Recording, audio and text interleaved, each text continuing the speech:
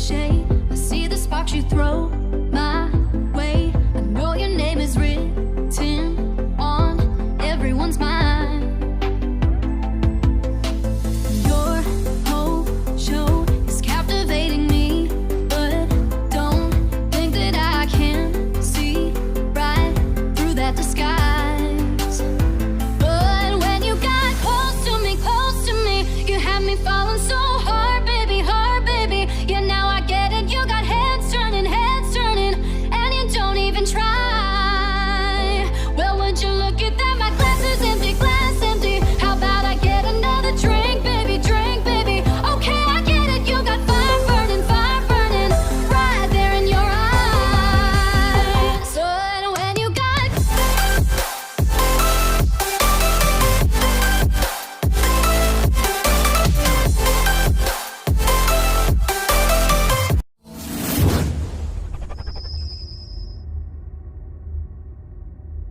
नमस्कार, मैं हूं अमन वर्मा और आप देख रहे हैं नेशन प्राइम।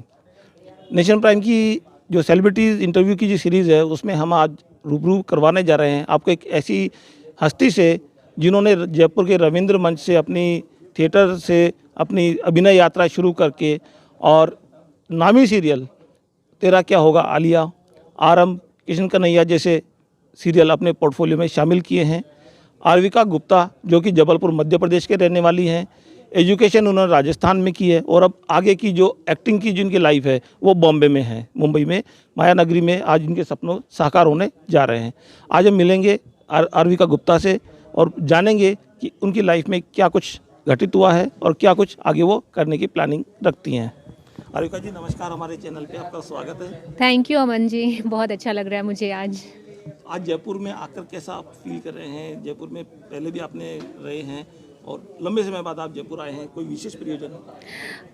जयपुर आके हमेशा मुझे बहुत अच्छी फीलिंग आती है। पता नहीं राजस्थान के साथ क्या कनेक्शन है, राजस्थान की मिट्टी के साथ में। तो मैं 1 साल के बाद जयपुर आ रही हूँ। लास्ट ईयर भी मैं एक शूट के लिए आई थी जयपुर और अभी भी मेरा एक शूट चल रहा है, तो जस्ट शूट कंप्लीट किया और आपसे मिलने आए। आपने जयपुर के रविंद्र मंच से तपन भट्ट जी और दूसरे डायरेक्टर्स के साथ में काम किया और अब आप माया नगरी मुंबई में हैं। पहला ब्रेक अगर हम बात करें कैसे मिला आपको इंडस्ट्री में?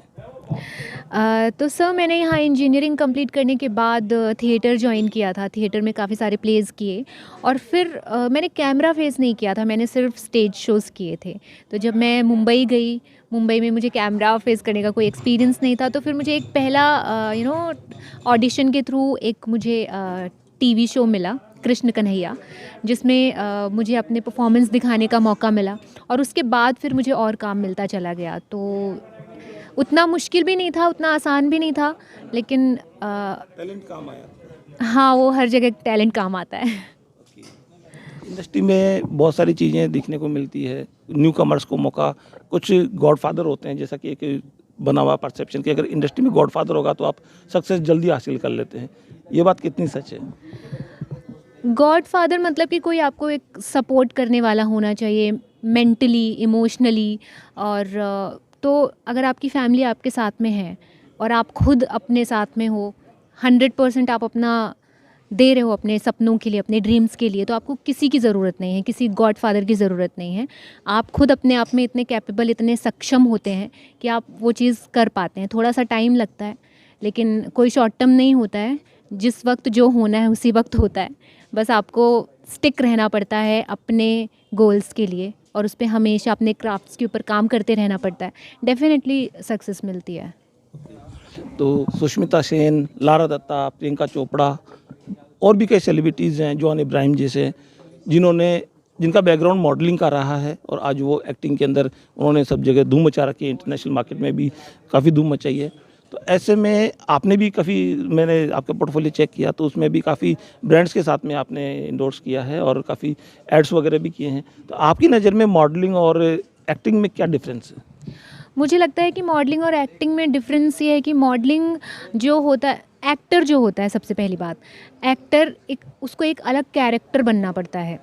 जैसे आज मैं आरविका हूँ, मुझे किसी पर्टिकुलर सीरीज़ में या शो में एक नेगेटिव रोल प्ले करना है या एक कॉमेडी परफॉर्म करना है, तो उसके लिए अपने कैरेक्टर्स को हमें चेंज करते रहना पड़ता है। मॉडलिंग में आप आपकी पर्सनैलिटी कैसी है, आपका बॉडी लैंग्वेज कैसा है, आप किस तरीके से अपने ग्लैमर को या अपनी पर्सनैलिटी को दिखा पा रहे हो, तो वो एक अलग है। लेकिन फ़िल्म इंडस्ट्री में मॉडलिंग, एक्टिंग, राइटिंग, डायरेक्शन सब कुछ एक मिक्स है। अगर आपके अंदर टैलेंट है तो आपके अंदर ये छोटे छोटे से टैलेंट अपने आप ही होते हैं। आप मॉडलिंग भी कर पाते हो, आप एक्टिंग भी कर पाते हो, आप डायरेक्शन भी कर पाते हो, राइटिंग भी कर पाते हो। तो ये सारी अपने आप में एक इंटरकनेक्ट है मेरे हिसाब से। तो जिस तरह से राजस्थान की हम बात करें, राजस्थान के अंदर जैसे कि सेंसस भी निकलते हैं इंडस्ट्री के अंदर कि 70% पैसा जो है फिल्मों में वो राजस्थान से लगता है। लोग फिल्म फ्रीलांसर जो है वो होते हैं। राजस्थान की बात करें, कल्चरली काफ़ी रिच है, इसमें तो कोई दो राय वाली बात नहीं है।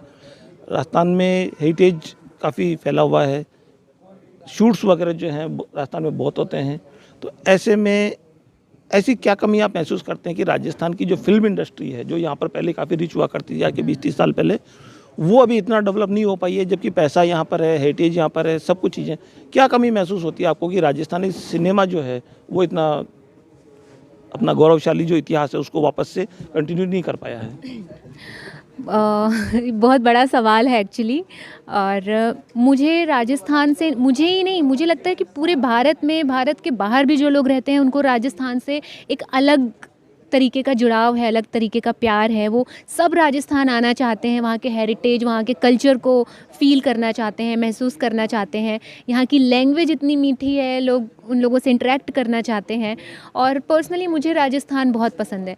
तो यहाँ का जो फ़िल्म इंडस्ट्री की अगर बात करें तो काफ़ी बड़े बड़े एक्टर्स भी हैं जो बॉलीवुड में भी काम कर रहे हैं, काफ़ी नोन लोग हैं जो बॉलीवुड में भी काम कर रहे हैं। लेकिन मुझे एक जो चीज़ लगती है, मुझे लगता है कि यहाँ के जो लोग खुद अपने कल्चर को लेकर उतने ज़्यादा इमोशंस के साथ वो फिल्म नहीं बनाते हैं शायद, क्योंकि वो अपनी ही इंडस्ट्री को छोटा समझते हैं। अगर हम खुद अपनी इंडस्ट्री को छोटा समझेंगे तो हम बड़ी फिल्म नहीं बना पाएंगे। नहीं, अगर हम राजस्थानी सिनेमा की बात कर रहे हैं तो गोविंदा और नीलम का आपने नाम सुना ही है, जिन्होंने, है ना, वो भी राजस्थान की सिनेमा की अपने टाइम की वो रही है। माधुरी दीक्षित, रजा मुराद, ओमपुरी जैसे सितारों ने अगर राजस्थानी सिनेमा में काम किया, तो आज जैसी क्या कमी है? आपको क्या लगता है कि वो इतिहास वापस नहीं रिपीट हो सकता? बिल्कुल रिपीट हो सकता है, बस बनाने वालों को थोड़ा सा जोश चाहिए। सारे एक्टर तैयार हैं, मैं खुद तैयार हूँ। मुझे कोई ऐसी फिल्म मिल जाए राजस्थान में शूट करने के लिए मिल जाए तो मैं खुशी खुशी आऊँगी। तो ऐसा कुछ भी नहीं है। मुझे लगता है कि थोड़ा सा जोश की ज़रूरत है, अच्छी स्टोरीज़ की ज़रूरत है, अच्छे मेकर्स की ज़रूरत है जो इस चीज़ को वापस ला सकते हैं। आपने वेब सीरीज़ में भी काम किया है। अब मैं आपसे थोड़ा सा हार्डली एक सवाल पूछूंगा कि OTT प्लेटफॉर्म पे या इंटरनेट पर कोई सेंसरशिप लागू नहीं है, ऐसे में बोल्ड कंटेंट बहुत होते हैं, UA सर्टिफिकेट्स मिलते हैं जिस तरह के, और सर्टिफिकेट्स नहीं है, केवल एक डिक्लेरेशन है, वो इसको कहें कि वो एक डिक्लेरेशन होता है। आप कितना मानते हैं कि कुछ कंट्रोल होना चाहिए इन पे या नहीं होना चाहिए? डेफिनेटली कंट्रोल होना चाहिए, क्योंकि हम इंडिया में रहते हैं। इंडिया की अपनी एक कल्चर है, अपनी एक थॉट प्रोसेस है, और यहाँ सब लोग उतने वेस्टर्न तरीके से नहीं रह सकते हैं। हमें अपने कल्चर को ध्यान देते हुए इन चीज़ों पे हमें लगाम लगानी चाहिए।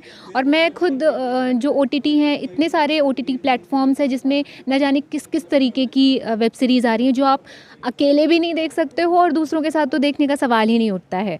तो इस पे तो गवर्नमेंट ही कुछ कर सकती है। मैं तो सिर्फ यही कहूँगी कि कुछ होना चाहिए इसके ऊपर। आपका बोल्डनेस को लेके क्या एक्सपीरियंस रहा है? आपने कुछ इस तरह की कोई चीज़ की है, या अब करने की कुछ अगर ऑफ़र आता है तो आप यस कहेंगे या नो? मैं तो सबसे पहले देखती हूँ कि बैनर क्या है, डायरेक्टर कौन है, प्रोड्यूसर कौन है, और मेरे साथ कौन से आर्टिस्ट काम करने वाले हैं, और सबसे इम्पॉर्टेंट बात की स्टोरी क्या है। ठीक है, अगर ये सारी चीज़ें प्रॉपर हैं और कैरेक्टर की डिमांड वैसी है, एज एन आर्टिस्ट मैं कभी मना नहीं करूँगी। लेकिन ये चारों पांचों चीज़ें जो हैं वो होनी चाहिए, प्रॉपर बैलेंस होना चाहिए। क्योंकि मैं आर्टिस्ट हूँ, मैं किसी चीज़ को ना नहीं कर सकती हूँ। लेकिन अगर डायरेक्टर सही नहीं है, जो मुझे एज एन एक्टर मुझे नहीं दिखा सकता है, मेरी परफॉर्मेंस नहीं दिखा सकता है, या प्रोडक्शन हाउस कोई ऐसा ही है जिसको हमने सुना ही नहीं है, उन्होंने पता नहीं कौन सी फिल्म्स बना रखी हैं, अगर मैंने उनका काम नहीं देखा है तो फिर मैं थोड़ा सोचूंगी कि मैं क्या कर रही हूँ। स्टोरी में मेरा रोल अगर प्रॉपर नहीं है, परफॉर्मेंस करने लायक कुछ नहीं है, तो मैं डेफिनेटली नहीं करूँगी। तो बोल्डनेस से ज़्यादा मैं सबसे ज़्यादा इन चीज़ों पे ध्यान देती हूँ कि इससे मेरे करियर पे क्या इफ़ेक्ट पड़ने वाला है। नहीं, आज अगर हम बात करें तो बहुत सारे बोल्ड कैरेक्टर्स ने किया है। कंगना रनौत ने भी काफ़ी अच्छे रोल किए हैं, और उससे पहले जो है बहुत सारी एक्ट्रेस हैं जिन्होंने अपने काफ़ी बोल्ड सीन दिए हैं। हम मंदाकिनी से शुरू करके और अभी काफ़ी जगह तक आ सकते हैं। बोल्डनेस की कोई लिमिट नहीं है, लेकिन आप मानते हैं कि कोई लिमिट होनी चाहिए? देखिए, बोल्डनेस दिखाने का भी एक आर्ट होता है। आप महेश भट्ट सर की फिल्म्स देख सकते हैं, वो भी बोल्ड हैं, लेकिन उसमें एक बात है। लेकिन अभी जो OTTs में जो वेब सीरीज़ आ रही हैं, उन्होंने खुले तौर पे सब कुछ ओपनली दिखा रखा है, जिसमें कोई आर्ट नहीं है, जिसमें सिर्फ़ और सिर्फ आप कह सकते हैं कि गंदगी है। बहुत सारे OTT प्लेटफॉर्म्स हैं, बट इस आर्ट को गलत तरीके से दिखाना, उस चीज़ पे बैन होना चाहिए मेरे हिसाब से। बाकी जो ओपन है, जो कर सकते हैं, उनके लिए तो हम कुछ कह नहीं सकते। हम अपनी बात कर सकते हैं कि मैं ऐसे काम मेरे लिए प्रेफरेंस नहीं है। बॉलीवुड हमेशा से विवादों में रहा है। टाइम टाइम पे कभी प्रोडक्शन हाउसेस को लेके विवाद होते हैं, कभी जो है एक्टर्स की पर्सनल लाइफ को लेके विवाद होते हैं, कभी बहुत सारी चीज़ें ऐसी आ जाती हैं, कुछ इश्यूज होते हैं, कभी लड़ाई झगड़े, गॉसिप्स होती हैं, बहुत सारी जो है रियल में होती हैं। कई बार कुछ इंसिडेंट ऐसे आ जाते हैं, कई बार कुछ पॉलिटिकल प्रेशर्स होते हैं, बहुत सारी चीज़ें होती हैं।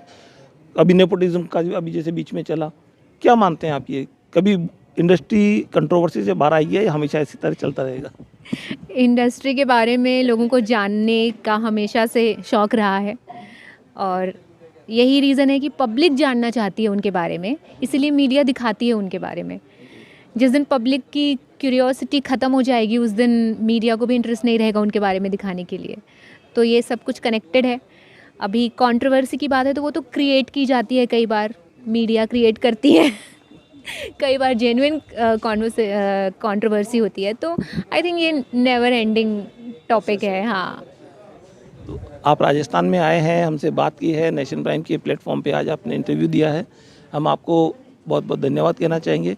कोई ऐसा मैसेज आप देना चाहेंगे हमारे ऑडियंस को, जिसके जरिए लगे कि नहीं, कुछ समाज में सोशल चेंज हो सकता है? क्योंकि as a model, as an actor, आप लोगों की बात लोग हमसे ज़्यादा सुनते हैं।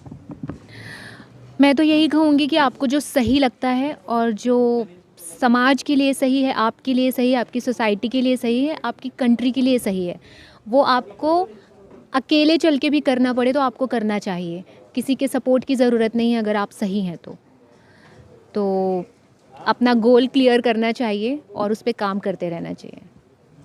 घर में हमेशा एक होता है, लोग बेटे से उम्मीद करते हैं कि बेटा है तो वंश चलाएगा। बेटियों के लिए आप क्या फील करती हैं? और एज ए बेटी अगर मैं बात करूं, आप अपने फादर को किस तरह से वंश चला रही हैं, किस तरह से आप करेंगी? थोड़ा सा एक मैसेज मैं जानना चाहूँगा, बेटियों के लिए स्पेशल मैसेज। मैं तो ये कहूँगी, मेरी फैमिली में बेटियों को बहुत ज़्यादा प्यार मिलता है।